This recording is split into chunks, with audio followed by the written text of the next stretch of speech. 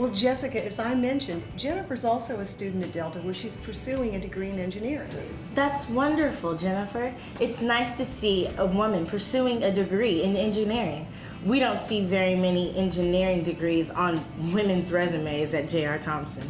And she's helping me write the article, Careers Have No Gender, Success Has No Limits. Well, that's certainly an interesting topic. Now, the first thing I'd like to know is, what is a non-traditional career really? Is there a definition? Yes, a non-traditional career is a career chosen by either men or women in which 75% or more of the workers are of the opposite sex.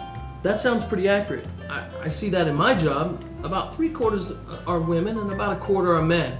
I don't know if that holds true in all hospitals, but it sure does in ours. So a non-traditional job is basically a man entering a job where the majority of workers are women, or a woman entering a job where the majority of workers are men? That's correct. And I think what happens to a lot of students who are interested in non-traditional careers is they wonder if they should even bother, simply because of these stereotypes. That's how I feel.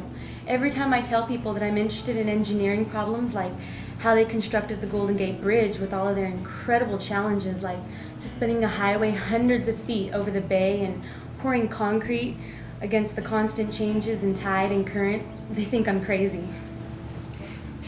Well, Jennifer, I can honestly say I know what you're going through and how you're feeling. Believe you me.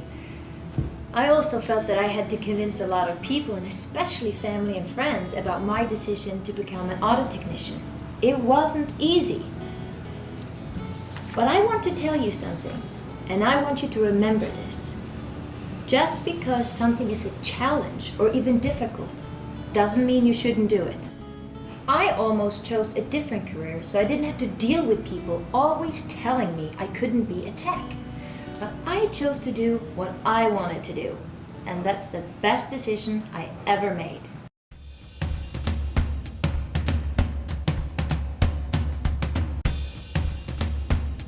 So can you tell us what some of these real-life challenges are? They might be discrimination and harassment, a hazardous workplace, extreme weather conditions, isolation, non-supportive family and friends, or physical requirements. Don't let these challenges stop you in your career pursuit. Just be aware that they exist. And because they exist, some people need to be educated about the reality of choosing a non-traditional job. Also, you should both keep in mind that the most important thing in deciding your career goal is to find a job that fits your values, your skills, your interests, and your personality. If that means you have to enter a job where there are more men, so be it.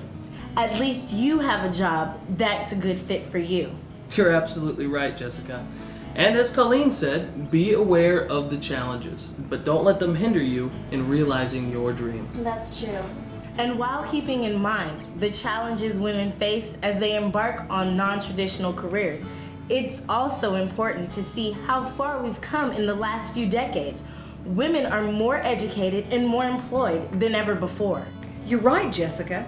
Women have made great strides both in the educational field and the job market.